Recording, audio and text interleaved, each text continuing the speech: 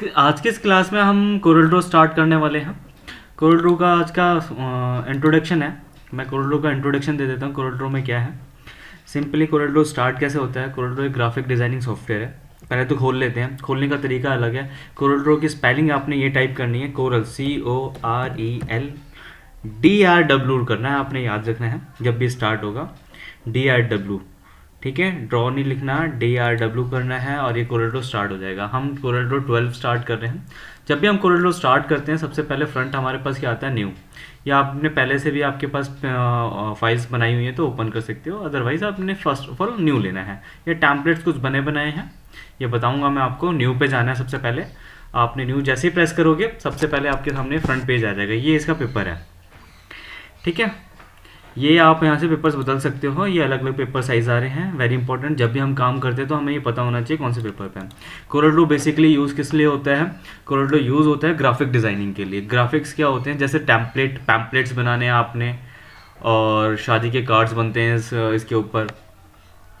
Logos हो गए, जैसे कोरल ड्रॉ का लोगो हो गया, वो इसी पर डिज़ाइन होते हैं। इन सभी पे कोरल ड्रॉ पे डिज़ाइनिंग होती है, ग्राफिक डिज़ाइनिंग। लोगोज, पैम्पलेट, शादी के कार्ड्स वगैरह सारे के सारे इस पे कोरल ड्रॉ पे डिज़ाइन होते हैं। और डिज़ाइन कैसे होते हैं वो देखते हैं। सबसे पहले हमें क्या क्या ज़रूरत पड़ती है बेसिक्स में, स्टार्ट करने में, इंट्रोडक्शन में क्या क्या ज़रूरत पड़ रही है।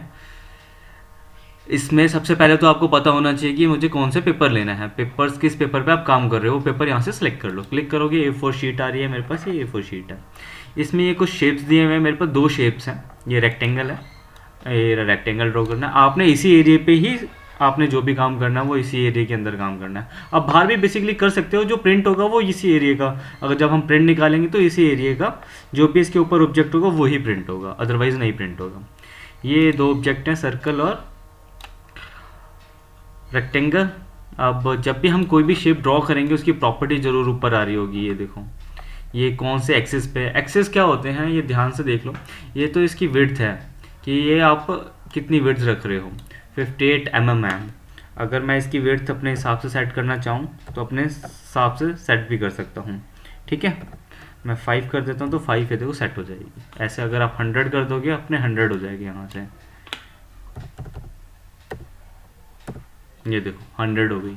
आप इसको मैनुअल भी कर सकते हो। आप यहाँ पे जाओगे, नॉर्मली किसी भी रेक्टेंगल या किसी भी ऑब्जेक्ट के ऊपर आप मैनुअल कर सकते हो। ये ज़्यादा हो गया, 1000 हो गया, तो मैं इसे वापसी 10 कर देता हूँ तो 10 के अकॉर्डिंग सेट हो जाएगा, ठीक है।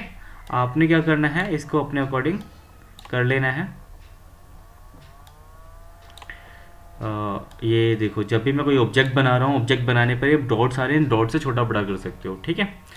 डॉट्स छोटा बड़ा करने के बाद आपने क्या करना है, इस पर प्रेस करोगे, इसका मिड पॉइंट आ जाएगा। इस मिड पॉइंट को अपने के कहीं पे भी रख दोगे उठा के तो इसका सेंटर पॉइंट हो जाएगा। इसके सेंटर के अकॉर्डिंग घूमेगा इसके, ठीक है, इस ऑब्जेक्ट के।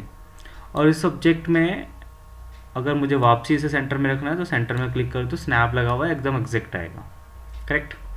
और ये मेरे पास कलर्स होते हैं, क्या है, कलर्स हैं कि कलर्स डालना है मुझे इसके अंदर, ऑब्जेक्ट के अंदर कलर डालना है तो आप कलर डाल सकते हो। ये देखो ऑब्जेक्ट के अंदर कलर आ गया।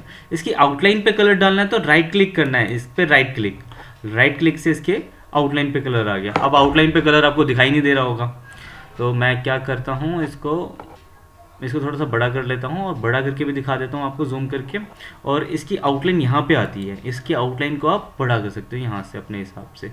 यहाँ से भी कर सकते हो इसकी आउटलाइन, ये वाला ऑप्शन होता है, वरना ऊपर हेयर लाइन लिखा होता है। आप हेयर लाइन पे जाओ, यहाँ पे विड्थ मोटी कर दो, इसकी हेयर लाइन से भी। लेफ्ट क्लिक के ऑब्जेक्ट के अंदर कलर जाएगा, ठीक है, और राइट क्लिक से ऑब्जेक्ट के आउटलाइन पे कलर आएगा, करेक्ट। ये चीज़ हो गई है। और दूसरा ये सर्कल है, सर्कल्स में भी आप सिंपल यही कर सकते हो। ये आते हैं, इसकी प्रॉपर्टी आती है, सेमी सर्कल है और हाफ सर्कल हो गया। हाफ सर्कल को भी अगर आपने और भी कम करना है तो आप यहाँ से ज़्यादा कर सकते हो। और इसी के साथ में एक डॉट है, वो कम भी कर सकते हो, ठीक है, बढ़ा सकते हो, कम कर सकते हो, वो इसकी प्रॉपर्टी है पूरी की पूरी सर्कल की। डिलीट करना है, डिलीट कर दो यहाँ से। अब ये ऑब्जेक्ट पेपर के कौन से एक्सेस पे रहेगा, ये भी चीज़ आ रही है। एक ये भी चीज़ देख लो, ये एक्सेस होता है, एक्स और वाई आपने स्कूल्स में पढ़ा होगा, वाई एक्सेस और एक्स एक्सेस, ठीक, ग्राफ्स में पढ़ा होगा। ये वो चीज़ है।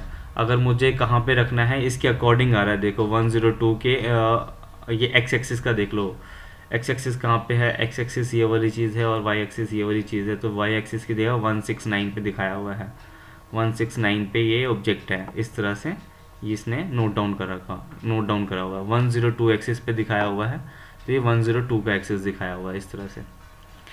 ठीक है, अगर आप इन एक्सिस को चेंज करते हो या फिर कुछ भी चेंजेस करते हो, मैं 90 एक्सिस पे दिखाता हूँ, तो ये 90 एक्सिस पे पहुँच जाएगा।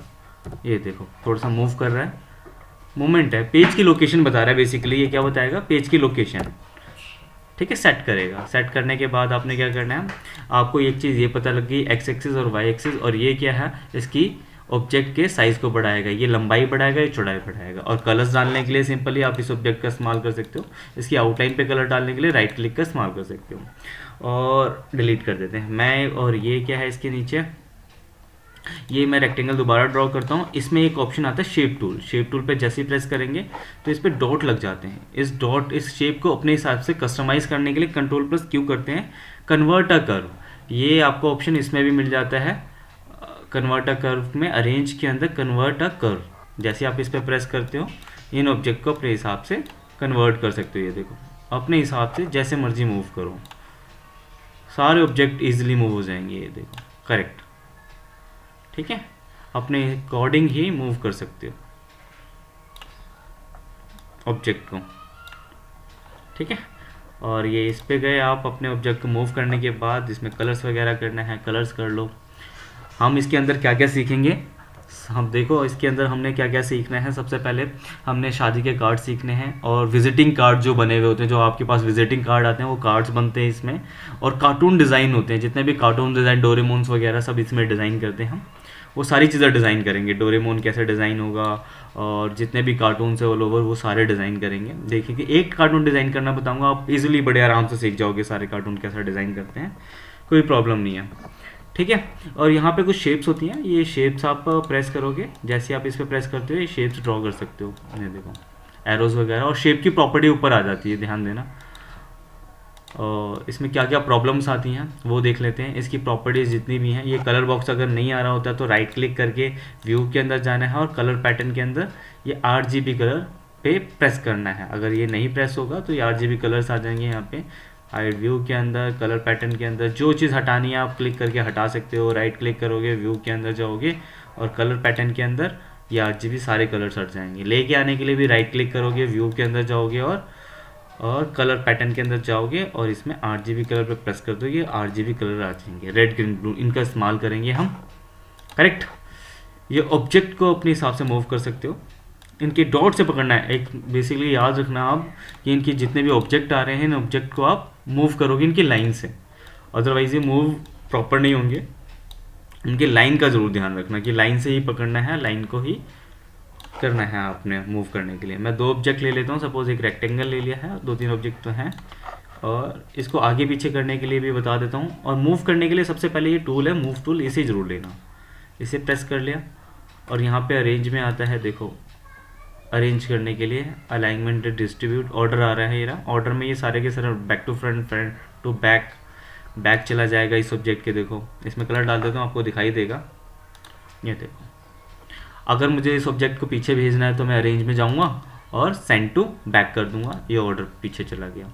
अगर दो ऑब्जेक्ट मैंने सेलेक्ट करने हैं एक साथ, देखो सेलेक्ट करने के दो तरीके हैं, या तो मैं ऐसे पकड़ के दोनों को सिलेक्ट कर लूँ, दोनों ऑब्जेक्ट सेलेक्ट हो गए, या फिर मैं इसको सेलेक्ट करूं और शिफ्ट होल्ड कर लूं अपने कीबोर्ड से, फिर इस पर प्रेस करता हूं तो ये दोनों ऑब्जेक्ट सेलेक्ट हो जाते हैं। सेलेक्ट होने के बाद अरेंज में जाओगे तो यहाँ पे अलाइनमेंट, डिस्ट्रीब्यूट आ रहे हैं। ये सारे ऑप्शंस बड़े इजी हैं, LRE शॉर्टकट्स हैं। देखो लेफ्ट कर दूंगा, राइट कर दूंगा, टॉप कर दूंगा, टॉप से दबा दूंगा तो टॉप से अलाइनमेंट हो जाएंगे। देखो, और उसमें L आ रहा था लिखा हो तो लेफ्ट से हो जाएगा, R दबा दूंगा तो राइट से हो जाएगा। आपको पीछे दिख नहीं रहा होगा, ऑब्जेक्ट छोटा है इस वजह से।